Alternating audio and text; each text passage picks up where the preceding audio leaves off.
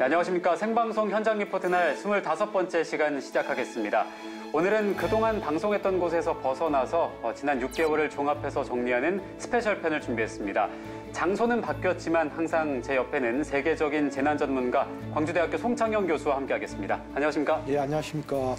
네, 교수님, 저희가 학동 참사 일주기였던 그렇죠. 지난 6월 9일 그때 시작을 해서 정말 매주 숨가쁘게 방송을 이어왔습니다. 길지 않은 시간이었음에도 불구하고 그 사이에도 여러 가지 재난을 저희가 맞닥뜨리기도 했고요. 네. 이 지난 6개월 동안 함께하신 소감이 좀 어떻습니까? 글쎄, 사실은 이제 학동 참사, 화정동 참사, 우리 광주광역시가 굉장히 재난안전 사고가 많았죠. 네. 사실은 담당 PD님과 그 이영길 기자가 제 연구실에 찾아와가지고 이 프로그램을 하자고 할 때 네. 솔직한 심정으로 반신반의했습니다. 왜냐하면 이거 사실은 매주 일주일에 한 번씩 재난 유형을 바꿔가면서 그 전문성을 가지고 시나리오를 만들고 또 현장 LTE도 해야 되고 사실은 또 외국의 사례도 조사를 해야 되고 그렇기 네. 때문에 일주일에 한 번 하는 건 사실은 불가능하거든요. 좀 부담스러우셨겠어요? 저는 상관없는데 관계자분들이 한 7, 8명이 지금 참여하고 있잖아요. 네. 저는 못 담을 줄 알았어요. 왜냐하면 제가 다른 방송에서 한 2년 동안 그 2주에 한 번씩 했거든요. 네. 이 재난유형. 근데 여기는 이 적은 인원이 일주일에 한 번씩 한다고 하니까 저는 사실 못 할 줄 알고 오늘 이 자리 정방이 될지도 몰랐는데 네. 너무 완성도가 좋아가지고 저는 개인적으로 학점을 드린다면 A+ 드리겠습니다. 또 교수님답게 학점으로 A+의 등급을 매겨주셨는데 네. 사실 저도 교수님과 함께하면서 이 재난이나 안전에 대해서 정말 많이 배웠고 네. 또 우리나라의 시스템 자체가 좀 부족한 점도 많았던 것 같고 또 네. 앞으로 나아질 점이 많다는 점에서 또 기대가 됐다 이렇게 네. 좀 말씀을 드리고 싶습니다. 재난 현장 상황을 발빠르게 취재하고 또 심층 정보 전달에 힘쓴 지난 앞선 25번의 이야기를 저희가 영상으로 정리해봤습니다. 영상 함께 확인하시고 이야기 이어가겠습니다. 경험하지 못했던 재난이 상시화된 이른바 뉴노멀의 시대. 신개념 재난방송 현장 리포트 날은 재난 발생 시 현장 밀착 취재뿐만 아니라 피해가 예상되는 모든 재난 상황에 사전 대비책을 마련하고자 기획한 국내 최초 정규 편성 재난 프로그램인데요. 지난 6월 9일 학동 참사, 화정동 아이파크 붕괴 사고 등 끊임없이 반복되는 광주 건축물 붕괴 사고의 문제점을 짚는 이래를 시작으로 지난 6개월간 폭염, 태풍, 산사태, 가뭄 등의 자연재난부터 산업재해, 교통사고, 코로나19 같은 사회재난까지 각종 재난의 원인과 대책을 심층 보도하며 지역 밀착형 재난방송으로서의 새로운 지평을 열었습니다. 보통 우리가 이제 재난 방송을 하게 되면 재난이 발생했을 때 하는 방송이라는 인식이 강합니다. 그렇지만 이제 최근에 와서는 재난이 상시화됐기 때문에 우리 주변에서 언제든지 일어날 수 있는 그런 일이기 때문에 재난 방송을 정규 편성해서 상시적으로 방송을 했다는 점에서 의의가 크다고 생각합니다. 아마 전국 최초의 방송이라고 생각이 됩니다.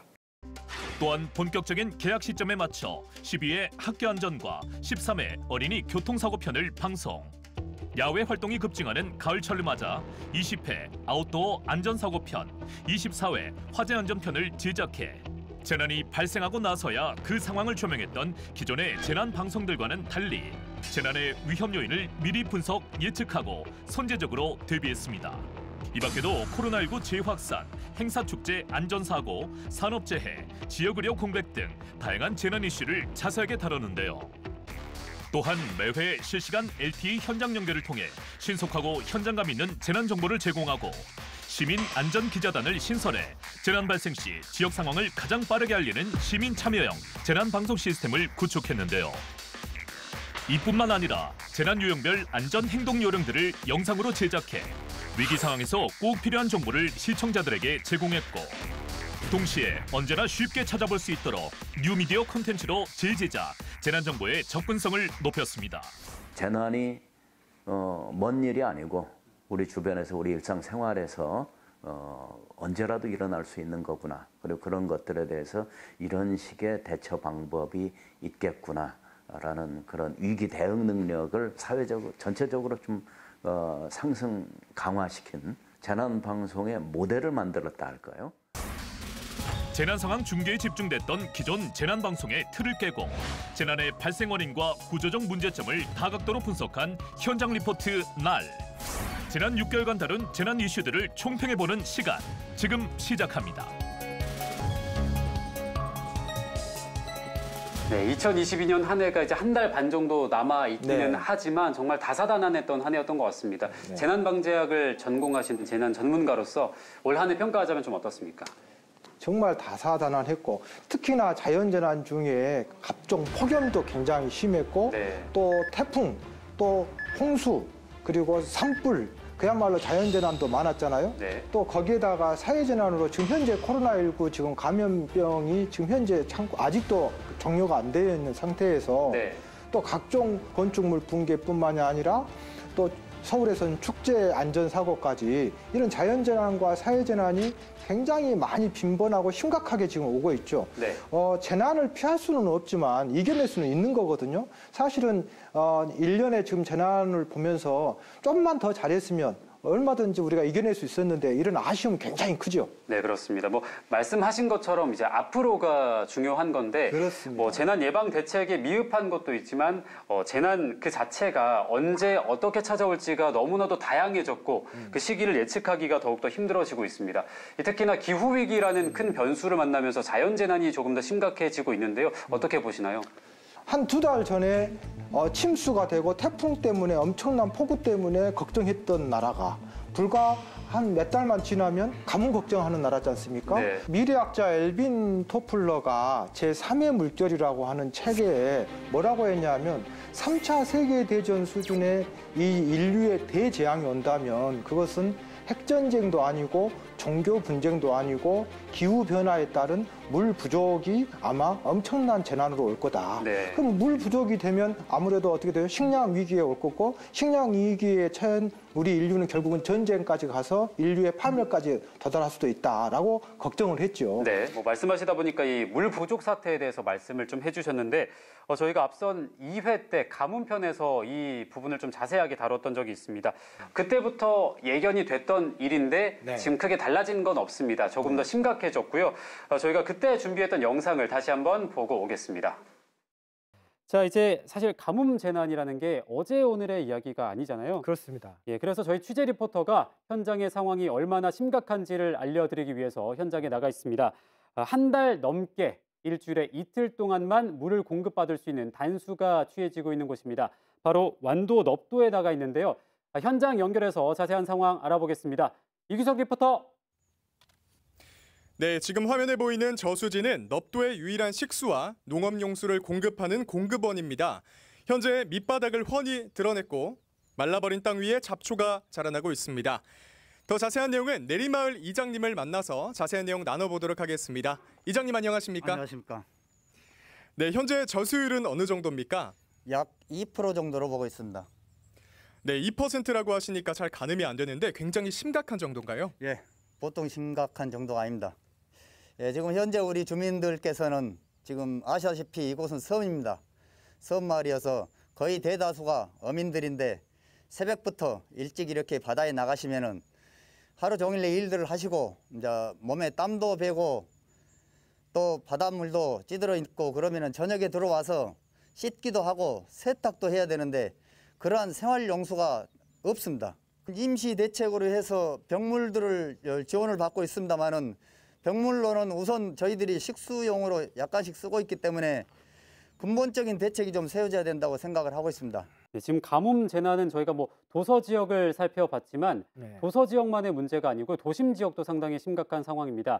특히 광주 지역을 놓고 봤을 때 광주 상수원 중 하나인 주암호의 저수율이 50%도 되지 않고요. 풍암 저수지도 눈에 띄게 수위가 많이 낮아졌습니다. 광주광역시 같은 경우는 지금 백운동 로탈이라든가 또 광천동이라든가 광산구 일부 지역이 저지대가 상습 침수가 되고 있지 않습니까? 네, 그렇죠. 일본 같은 경우는 그런 도로 밑이라든가 초등학교 운동장 밑이라든가 혹은 그 공원 밑에다가 한 50m, 100m를 깊게 파가지고 거기를 텅 비워나가 콘크리트 텅 비워놔가지고 평상시 때는 그 위에 덮어가지고 인조잔디 구장으로 운동장을 쓰지만 이머전시 상황이 되면 그 구에 서구나 광산구에 들어오는 모든 물을 잉여물을 빗물을 거기다 가둬가지고 나중에는 도로라든가 화단에다가 쓰는 그 우리가 저류 시설이라고 하거든요. 서울 같은 경우도 지금 광화문 청사라든가 대치동에 얼마 전에 침수했잖아요. 네. 그 이후에 그러한 시설들을 많이 했거든요. 저는 좀 이러한 것들을 선제적으로 해서 이 물들을 활용할 수 있도록 했으면 좋겠어요.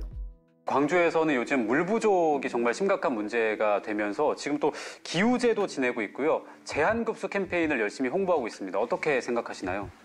이게 사실은 말이 안 되는 지금 2022년 오늘 지금 무슨 기우제 뭐 한다라는 것은 말도 안 되는 이게 재난안전하는 사람으로서 사실은. 그런데 더 황당한 것은 광주광역시가 국제안전도시를 얼마 전에 인증받았잖아요. 네. 국제적으로 안전한 도시가 지금 무슨 기우제 한다라는 것이 지금 저는 이해가 안 가는 것이고, 독일 같은 경우는 그 빗물이 오잖아요. 그러면은 우리가 지하수를 쓰는 양만큼을 빗물로 저장을 해주거든요. 근데 우리는 지금 도시 같은 경우에 아스팔트로 콘크리트로 다 이렇게 포장이 되어 있기 때문에 빗물이 스며들지 않잖아요. 그러니까 지하수가 고갈도 되고 굉장히 물이 부족한 상황이에요. 거기다가 또 일본 같은 경우로 우리가 벤치마킹 해야 될 게 건물 하나하나에다가 물탱크를 만들고 초등학교에 운동장에 모든 것에다가 물을 저장하는, 그러니까 홍수가 지는 것에 대비해서 빨리 배수하는 것이 중요한 것이 아니라 그러한 물을 우리가 소중한 자원이라고 생각하고, 우리나라가 절대적으로 물의 양이 부족한 나라는 아니에요. 네. 다만 그런 것들이 물이 오는 날과 안 오는 날이 너무 급격하게 차이가 나기 때문에 결국은 방법은 뭐밖에 없어요. 이런 급격하게 오는 물을 저장하는 방법밖에 없다는 거. 아주 상식적인 얘기 아닙니까? 네, 맞습니다. 그런 것들을 빨리 해서 100년이고 200년이고 우리는 광주광역시는 지속적인 안전한 도시가 되겠다는 것을 선언했으면 좋겠어요. 네, 방금 말씀하신 부분들을 광주광역시 관계자들도 조금 새겨들으면 좋겠다는 생각이 들었습니다. 현장 리포트 날 오늘은 시즌 1을 마무리하는 종합편을 함께 하고 계십니다.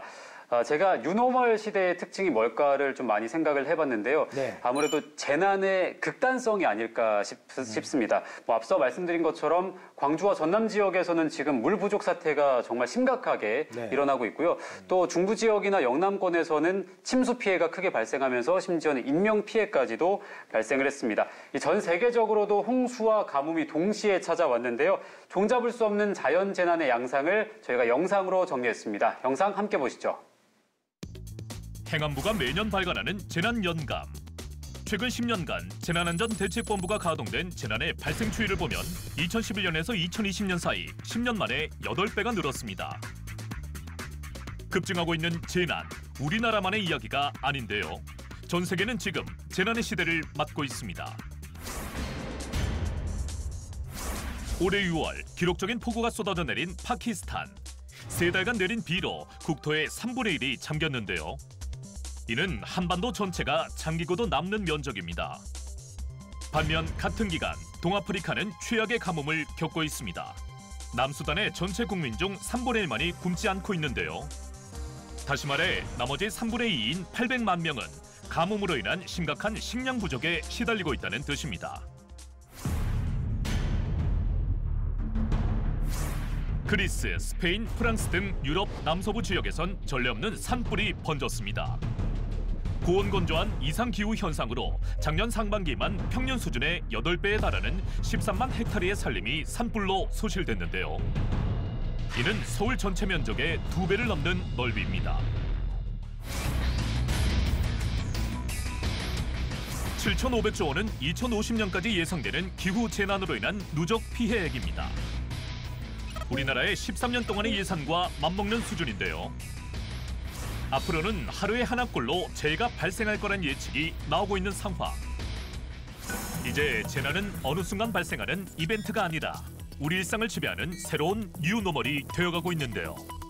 현장 리포트 나을은 지난 6개월간 기상이변으로 인한 자연재난의 원인과 대책에 대해 수차례 다뤘습니다. 지난 6월 방송한 2회 가뭄편에선 지구온난화로 그 강도가 갈수록 심해지는 가뭄의 원인과 대책에 대해 심층 보도했는데요. 피해를 겪고 있는 도서지역 주민들과 농민들의 현실을 조명하고 땜질식 대응이 아닌 보다 근본적이고 장기적인 가뭄 대책 마련을 촉구했습니다. 국제성 호우의 증가로 산사태 역시 그 빈도와 위험성이 높아지고 있는데요. 4회 산사태 편에선 산사태의 사전 징후와 안전행동 요령, 피해 구제 방법까지 자세하게 다뤘습니다. 또한 작년 산사태로 한 명이 사망한 광양 탄치마을에 방문해 2차 피해가 우려되는 부분들을 짚어냈습니다. 이 퇴적암 앞에 적어도 성수로라든지 그다음에 옹벽 같은 것을 건설해서 앞으로 이제 지구온난화의 그 본격적인 영향에 의한 300mm, 400mm 폭우에도 이 마을에 피해가 없는 그런 시설물을 설치함으로 인해서 8회 폭염편에선 살인적인 더위에 무방비로 노출된 야외 노동자들과 사회 취약계층들의 현실을 조명하고 일사병 대처 요령과 함께 도심의 평균 기온을 낮추는 다양한 도시재생 정책들을 알아봤는데요. 또한 115년 만의 폭우로 강남 일대가 잠긴 8월 10일의 수해편에선 침수 피해 시 행동 요령과 함께 우리 지역의 상습 침수 구역을 점검하고 3년 전 홍수로 큰 피해를 입었던 구례 양정마을에 방문해 여전히 집중호우에 취약한 섬진강 서시천의 제방시설의 문제점을 분석했습니다. 또한 11월 불조심 강조의 달을 맞아 산불의 유형, 통계, 원인을 분석하고 입산자의 행동 주의를 당부했는데요. 광주 전남 지역의 산불 진압, 인력 부족 등 재난 대응 시스템의 문제점도 짚었습니다. 보통 우리가 소방헬기 내구 연한이 20년에서 한 25년밖에 안 되거든요. 네. 그런데 우리나라에서 지금 그 20년이 넘은 게 자그마치 15대 정도 됩니다. 그러니까 절반이 이미 지금 내구 연한이 다 되었다. 네. 지금 굉장히 지금 심각한. 또 지방헬기 같은 경우는 40년이 된 노후 지방헬기도 있거든요. 네. 굉장히 지금 심각한 상황이고 정부 관계자분들 혹시 이 영상 보시면 조금 그 예산에 대해서 한번 좀 고민해 주실 필요가 있을 것 같습니다. 여러 편의 방송에 걸쳐 재난에 무방비로 노출된 지역민들의 현실을 조명하고 이에 대한 대책 마련의 필요성을 강조한 지난 6개월. 갈수록 자연재난의 발생 빈도와 강도가 높아지는 만큼 철저한 사전 대비가 무엇보다 중요한 때 우리 지역의 자연재난 피해를 막기 위해 현장 리포트 날이 앞장서겠습니다. 네, 이렇게 기후위기는 좀 알면 알수록 더 좀 충격적인 것 같은데요. 실제 재난 발생 건수가 8배가 증가했다고 합니다. 어떻게 생각하시나요? 아니, 이제 그거는 이제 공식적인 통계고 저희들이 재난하는 사람들은 거의 한 20배 정도로, 왜냐하면 통계에 잡히지 않는 것들이 굉장히 많이 있으니까. 그러니까 현대 지금 재난의 추세 자체가 굉장히 빈도는 많아지고 그리고 더 심각해진다는 거거든요. 극단적이라는 거거든요. 그래서 일본 같은 경우는 벌써 10년 전부터 이런 자연재난의 추세를 반영해서 각종 재난 행정이라든가 비구조적인 거라든가 구조적인 것들을 많이 바꿔주는 거거든요. 그러니까 그런 것들을 우리가 또 빨리 바꿔줘야 돼요. 예컨대 이번에 여름에 그 강남 침수된 거 있지 않습니까? 네.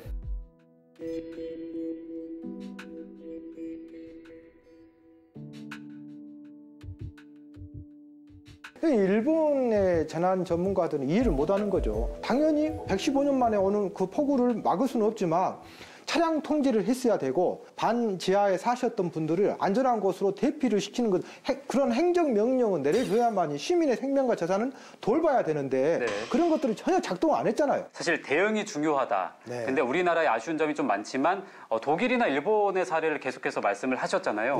저는 그러면서 조금 더 부럽기도 하고 또 마음이 좀 안타깝다는 생각도 들었습니다. 이런 자연재난에 적절하게 우리가 대응하기 위해서는 어떤 것들이 좀 갖춰져야 된다고 보시나요? 그러니까 이제 독일에 일단 연방 재난안전하는 부처의 이름이 상당히 시사하는 바가 큰데 연방 시민보호지원청이라는 용어를 쓰고 있습니다. 또 재밌는 것은 시민을 보호하는 지원청이라는 용어를 써요. 무슨 얘기냐면 중앙정부는 재난을 컨트롤 타워를 하고 지원하는 기관이고 실제로 재난의 주체는 어떻게 된다? 우리나라로 얘기하면 17개 광역시도 228개 시군구에서 해야 된다. 1592년도에 임진왜란이 일어났을 때 당시 왕인 선조가 한양에서 대응한 것이 아니라 울돌목 현장 지휘관인 이순신 장군에 의해서 대응된 거잖아요.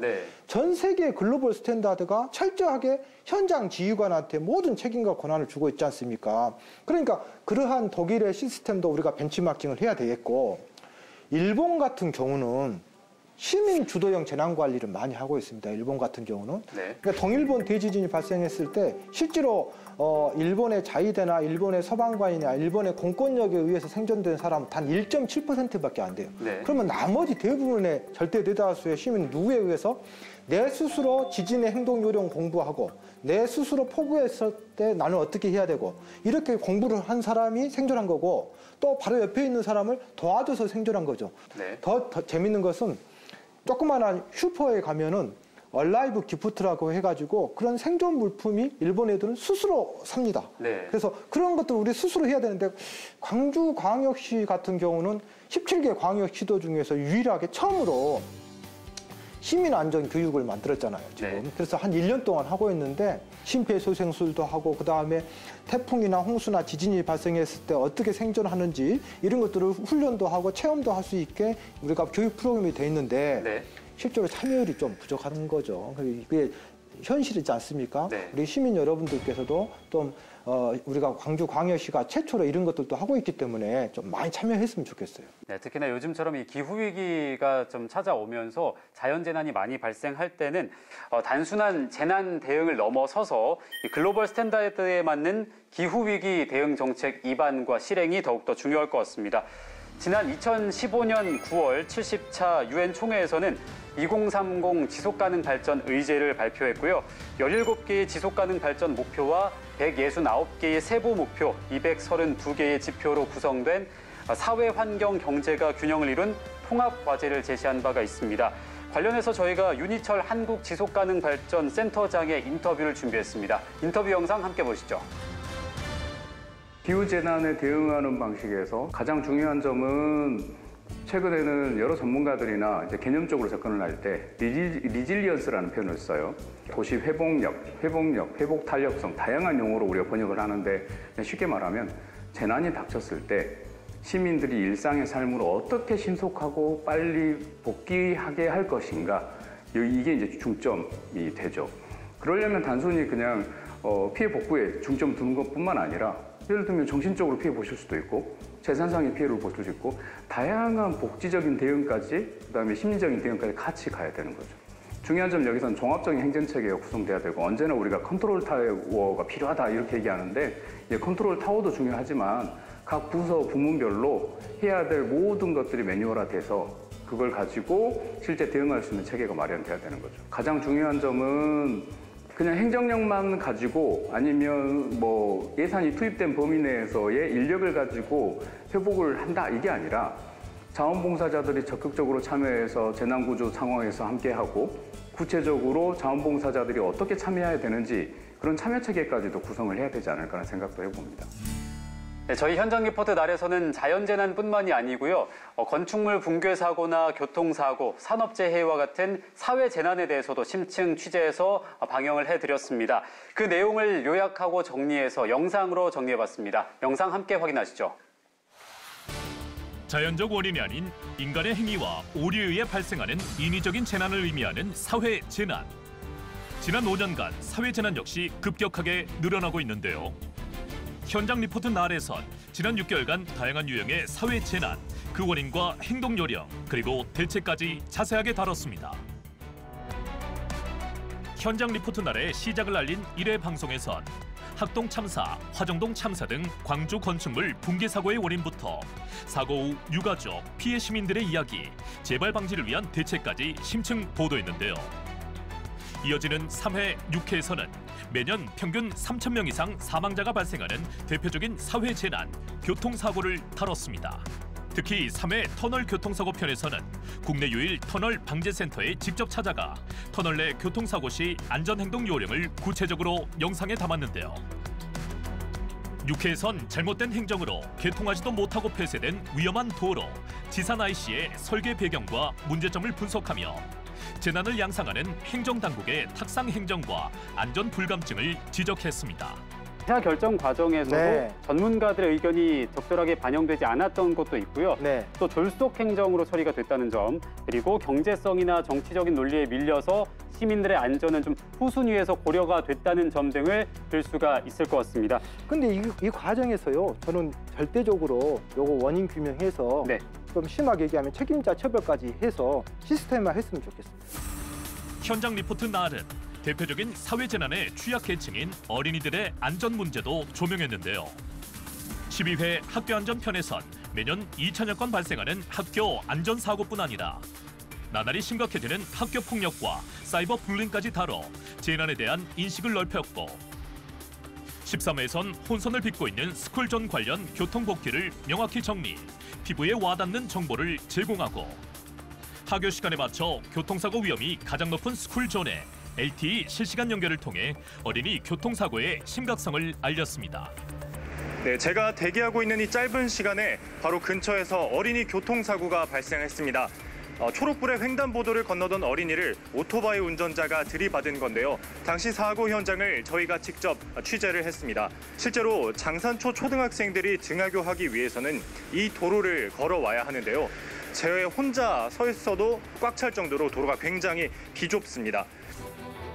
17회, 18회에서는 우리 지역의 의료 시스템 붕괴를 다뤘습니다.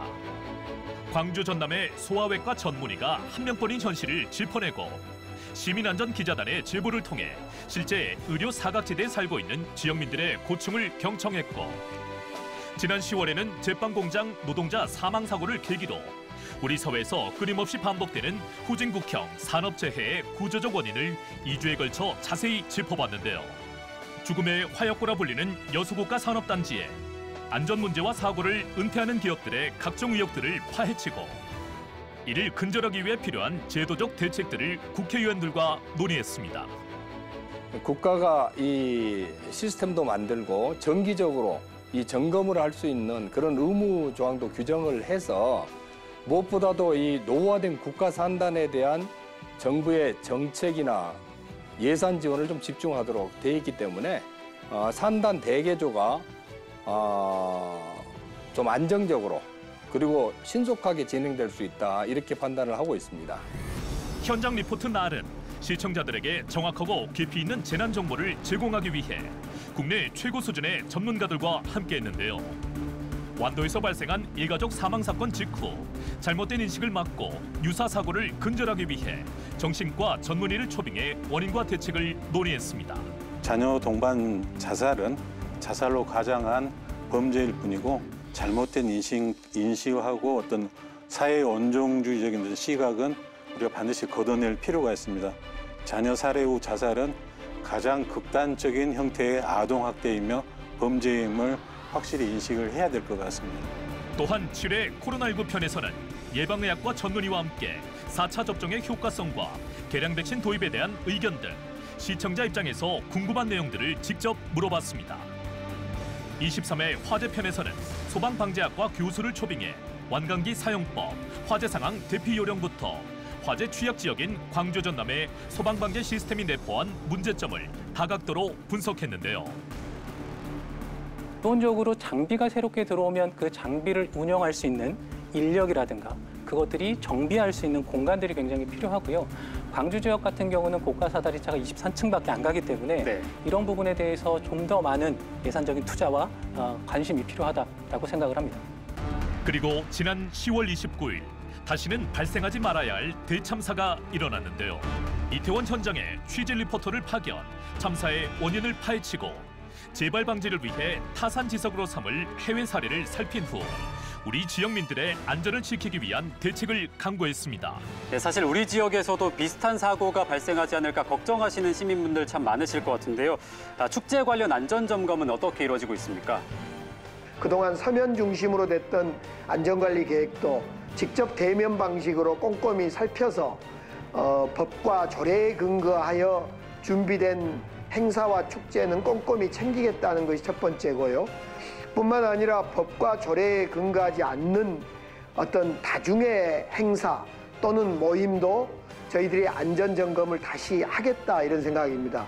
그래서 그에 필요하면 정부가 법을 만드는 거에 보조하겠습니다마는 조례도 검토하고 지금 안전 관련 조례 전체에 대해서 다시 한번 검토하라 이렇게 제가 지시를 해놓고 있습니다. 또 근본적으로 여전히 행정에서 감지하지 못하는 것은 워킹그룹을 만들려고 합니다.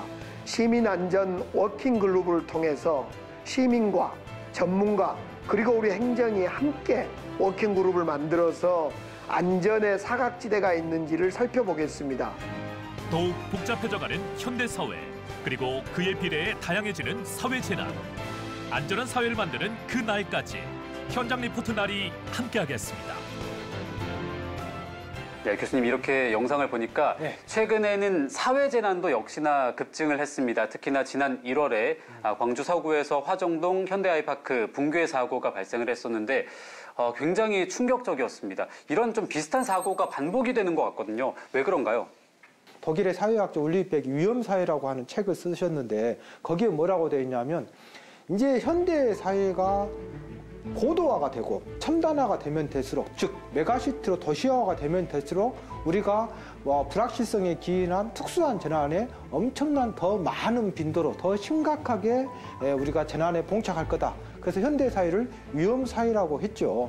그런데 이러한 위험 사회 그러면 대처하는 방법이 뭐냐? 성찰적 현대화. 그러니까 우리가 KTX가 빨라지고 더 높은 건물에 들었으면 쓸수록 그것을 경제 논리로 성장 논리로만 볼 것이 아니라 뭔가 안전에 보완을 하면서 가라는 얘기인데 우리 사회는 그동안에 너무 경제 논리로 성장 위주로만 생각을 하고 이런 것들을 성찰을 제대로 못한 거죠. 보완을 제대로.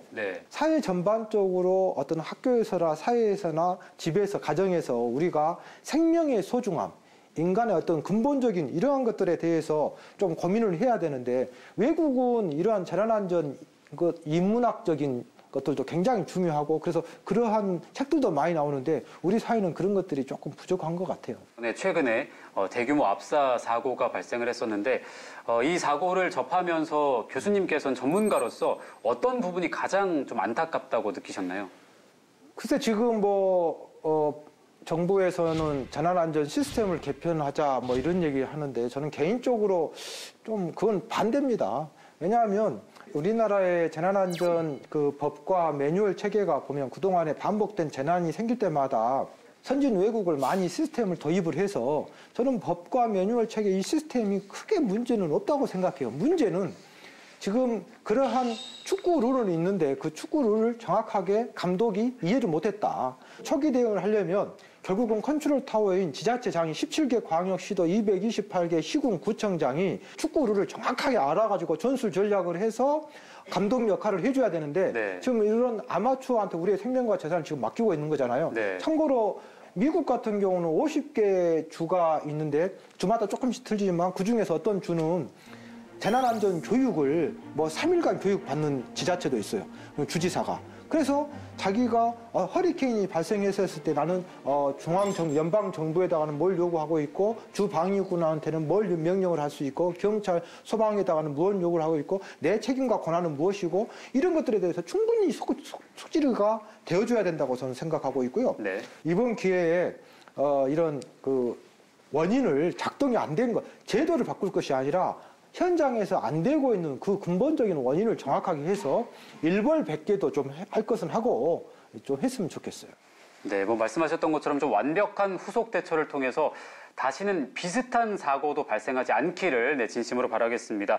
이번에는 생방송 현장 연결 통해서 신속하고 생동감 있게 재난 정보를 전해줬던 우리 한웅희 취재 리포터가 브리핑을 준비했다고 합니다.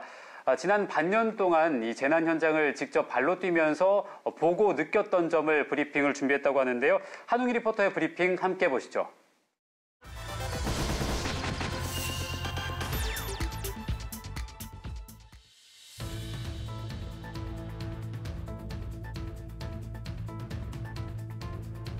LTE 현장의 이면을 알아보는 LTE 비하인드입니다.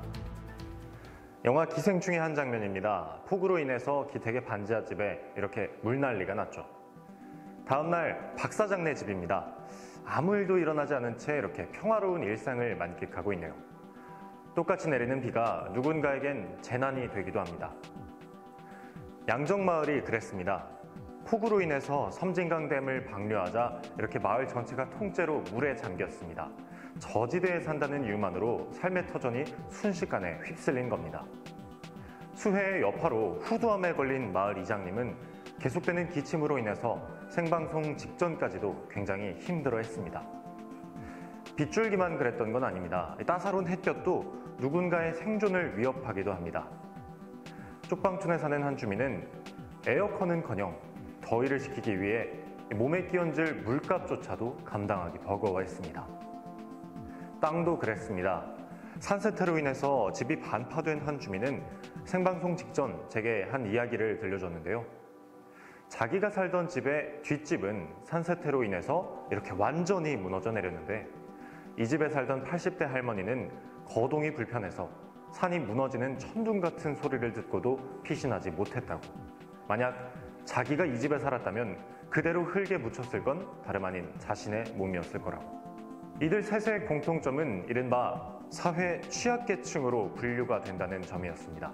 제가 직접 본 재난의 현장들은 재난이 결코 평등하지 않다고 얘기하고 있었습니다. 다른 점도 느꼈습니다. 우리가 일상적으로 생각하는 것들이 어딘가에서는 재난이 되기도 했습니다. 광주에서 가장 큰 병원 중 하나인데도 이렇게 의사가 한 명뿐인 과가 적지 않습니다. 당장에라도 과로로 쓰러질 것 같다는 의사 선생님의 토로를 차마 그대로 방송에 내보낼 수는 없었습니다. 그저 어떤 지역에 태어났다는 이유만으로 병원이 없어, 전문의가 없어서 제대로 된 치료도 받지 못합니다.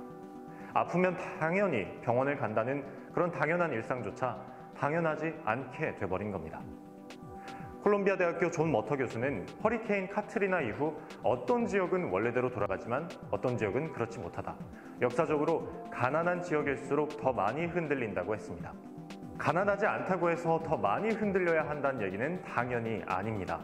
다만 재난의 시대를 맞아 우리가 미처 짚어내지 못한 재난 현장들의 이면들을 좀 더 세심히 살펴봐야 하지 않을까 하는 한 리포터의 소회였습니다.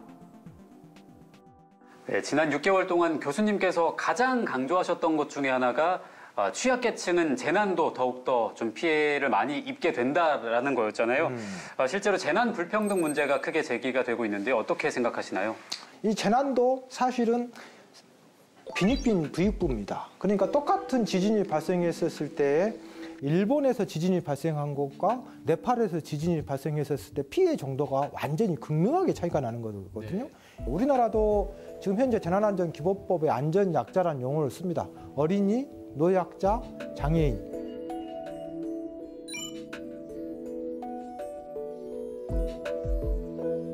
재난 시에 어떤 생존하는 데에 기울어진 운동을 바로 세우는 것이 우리 사회 안전 시스템 망이지 않습니까? 그런 것들을 우리가 공직자라든가 중앙정부나 이런 지자체에서 재난 행정을 할 때 좀 휴머니즘에 입각해서 재난 행정을 해줬으면 좋겠습니다. 네, 뭐 말씀하셨던 것처럼 법적으로 제도적으로 그렇죠. 취약계층을 조금 더 보호할 필요가 있다라는 말씀을 해주셨는데요. 재난이 상시화되면서 이 재난의 예방 정보와 재난의 진행 상황을 전해드리는 것도 정말 중요해졌는데요. 저희 현장 리포트 달이 바로 그 출발점에 서 있습니다. 그런데 이게 저희뿐만이 아니고 지역 방송사 모두가 함께 노력해야 되는 일인데요. 지역 재난 방송이 앞으로 어떻게 준비를 해야 되는지를 영상으로 준비했습니다. 영상 함께 보시죠. 현재 재난방송 시스템은 방송통신발전기본법에 따라 운영되고 있는데요. 지상파 방송사업자는 재난 및 민방위 사태가 발생하면 즉시 재난방송을 해야 한다는 규정을 따르고 있습니다. 때문에 대부분의 재난방송은 재난이 발생해야 편성되고 있는 상황.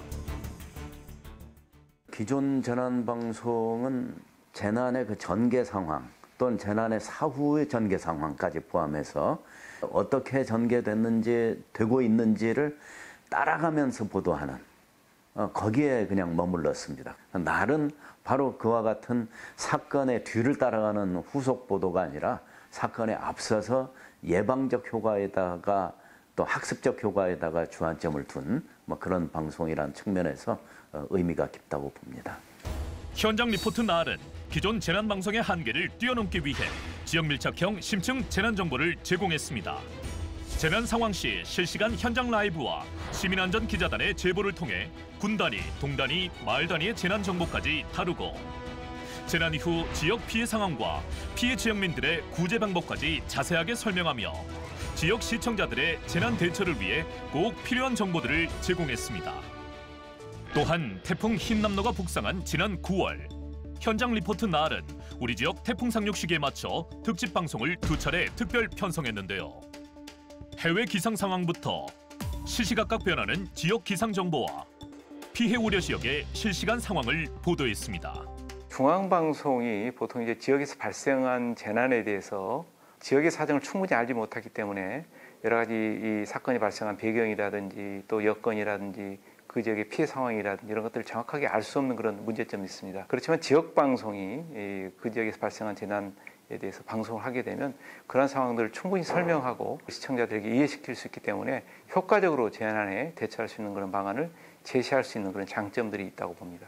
또한 재난의 사전 예방을 위해 지역의 재난 징후를 감지하는 감시자 역할도 했는데요. 6회 광주안전 현안편에선 광주 도시철도 2호선과 지산 IC 등 대형 SOC 사업의 안전 문제를 지적하고 17회 소아응급실 부족편과 18회 지역의료 공백편에서는 의료 서비스 사각지대에 놓인 지역민들의 위태로운 현실을 짚어냈습니다. 자유시장 경제 논리로 나와버리니까 지역 의료 체계라든가 필수 의료 체계가 붕괴가 되는 것입니다. 네. 결국은 수도권으로 몰릴 수밖에 없는 현 시스템이지 않습니까? 네. 일본 같은 경우에는 이런 지역 의료 붕괴라든가 또 필수 의료 이런 인력을 위해서 의료 수가를 차등을 두어가지고 보다 도전적으로 이렇게 해서 지금 위기를 극복하고 있는 거거든요. 네. 저는 정부 차원에서 이러한 시스템을 반드시 해야 될 것 같고 또한 시민안전 기자단을 운영하며 시민들의 영상 제보를 통해 참여를 이끌어내며 우리 지역의 안전 문화를 확립하는 데 앞장섰습니다. 방송국에서 이제 직접 일일이 이제 찾아가기 어려운 이제 재난 현장을 신속하게 보여줄 수 있어서 스스로도 이제 사명감을 느꼈고 우리 지역의 처한 현실을 여실히 보여줄 수 있어서 좋은 기회였던 것 같습니다. 이번 기자단 활동을 통해서 재난 상황과 우리 지역에 대한 관심, 참여도가 더 높아졌습니다. 앞으로 우리 시민들의 목소리를 들려줄 수 있는 기회가 더 많았으면 좋겠습니다. 지역민들의 소중한 일상을 지키기 위해 노력한 지난 6개월. 재난으로부터 안전한 지역을 만들기 위해 현장 리포트 날이 앞장서겠습니다. 네, 이렇게 지역 재난방송의 역할이 정말 중요하다는 걸 다시 한번 깨닫게 됐는데요. 덧붙여서 지역 재난방송이 앞으로 추구해야 되는 방향에 대해서 교수님께서 좀 덧붙여 주시죠. 저는 지역에서 재난이 발생했었을 때 이 지역 방송의 국의 역할이 어마어마하게 중요한 시기에 와 있다. 우리 행정안전부에서도 지금 우리 생방송 날을 많이 모니터링하고 있고 또 저 지인들이 지금 굉장히 좋게 평가를 하고 있거든요. 저 때문에 그런지는 모르겠지만 네. 지금 또 제가 알기로는 지금 행안부 장관상도 아마 이게 받으신 걸로 알고 있는데 저는 타 방송사에 굉장히 기감이 된다 이렇게 생각하고 있고요. 지금 사실은 기존의 방송국들이 이제 아무래도 전문성이 조금 부족하고 또 근원적인 문제들, 제도적인 문제들 그러니까 스포츠 중계하듯이 그냥 몇 명 사망했어요. 얼마만큼 화재가 났어요. 피해 정도는 이거예요. 이거는 영상만 봐도 누구나 할 수 있는 거거든요. 그런데 네. 왜 이러한 사고가 나고 왜 이런 안전사고가 났는지 제도는 뭐가 문제고 구조적인 것은 무엇이고 미국, 일본, 독일, 영국은 어떻게 하고 있고 그래서 우리는 어떻게 가야 될 것이고 이런 것들을 과학적이고 항구적으로 어떤 방송국에서 그것을 근원적으로 찾아내가지고 그것을 뭔가 사회를 리드를 해줘야 되는데 그런 것들이 조금 부족한 것 같습니다. 네, 그럼 교수님께서 생각할 때 한국의 지역 방송사들이 좀 참고할 만한 이 해외의 모범 사례가 있다면 어떤 게 있습니까? 아니, 가까운 일본 같은 경우는 특히 지역 방송국이 재난이 생겼을 때요. 일단 기본적으로 모든 방송이 폐지가 되고 24시간 동안 재난 방송으로 특집이 바꿔져 버립니다. 바로. 그리고 그 지역의 그 지역의 지역적인 특성을 누가 제일 잘 알겠어요? 지역 방송국이 제일 잘 알 거 아닙니까? 네. 그렇기 때문에 지역의 각종 민간 거버넌스들을 참여해가지고 소위 얘기해서 그 지역에 계신 분들을 바로바로 인터뷰도 하고 모니터링도 하고 또 사회 지도층이라든가 어떤 재난 전문가들하고 인터뷰를 하면서 그냥 그말로 지역이 중심이 되는 거죠. 또 미국 같은 경우에는요. 사실은 재난 방송에서 가장 큰 어떤 획기적인 차이가 났었던 게 언제냐면 방금 전에 얘기했던 2005년도에 허리케인 카트리나입니다.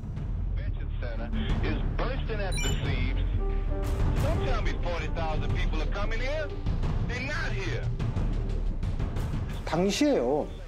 아들 부시 대통령 시절이었는데 현장에 와가지고 가난한 흑인들이 살고 있는 곳은 침수가 많이 되어서 엄청난 피해를 입었고 백인들이 살고 있던 곳은 피해를 고지되었기 때문에 별로 피해를 안 입었어요. 네. 그런데 헬기를 타고 와가지고 고지대에서 백인들과 인터뷰하고 그냥 가버린 거예요. 그러니까 흑인들이 어떻게 돼요? 지붕 위에, 그때 영상이나 사진 보면 지붕 위에서 흑인들이 올라가가지고 여기 사람도 있어요, 개도 있어요, 고양이도 있어요, 물 좀 주세요, 식량 좀 주세요, 배고파요, 이렇게 막 글을 써놓고 구조했는데 세상에 중앙정부, 지방정부, 경찰, 군부대가 자그마치 한 달 동안, 4주 동안 물 한 모금 햄버거 하나를 주지 못해가지고 굶어 죽은 숫자가 엄청나게 생긴 거예요. 네. 그러니까 이런 것들을, 근원적인 것들을 미국 방송국이 찾아내기 시작한 거죠. 어떤 흑인과 백인의 문제, 그다음에 사회적 약자에 대한 문제, 그다음에 중앙정부가 잘못된 정책, 이런 것들을 언론에서 굉장히 그 부분에 대해서 이제 심층 취재를 해가지고 사회 근원적인 문제들을 다루기 시작한 거죠. 네, 이렇게 말씀 좀 들어보니까 재난 관련해서 언론 보도가 정말 중요하다는 생각이 들었고, 특히나 더욱더 전문적으로 보도할 수 있는 지역 지상파의 역할이 더욱더 크겠구나라는 생각이 들었습니다. 사실 최근에 좀 설 자리를 잃어가는 이 지역 지상파의 상황 속에서 재난방송이 지역방송에서 꼭 해야 되는 일이자 가장 잘 해야 되는 콘텐츠가 아닐까 생각이 들었는데요. 마지막으로 상시적으로 재난이 발생하고 있고 또 재난 불평등 시대가 됐습니다. 이런 시대를 우리는 어떻게 살아야 될까요? 일단은 저는 재난안전은 선제적인 복지와 선제적인 행정이다. 관에서는 뭐 교육, 인권, 복지, 노동, 환경 많은 것도 중요하지만 시민의 생명과 재산을 최우선시해야 된다. 또 제일 중요한 것은 줄탁동시다.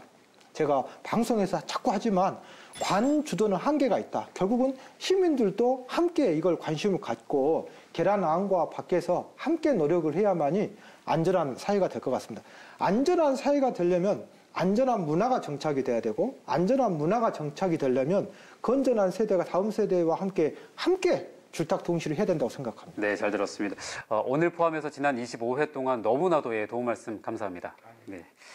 네, 현장 리포트 날 저희가 준비한 내용은 여기까지입니다. 방송을 시작한 지 이제 반년 됐습니다. 이 길지 않은 시간 동안에도 여러 가지 재난을 맞닥뜨렸고 그 사이에 또 많은 피해자가 발생을 했습니다.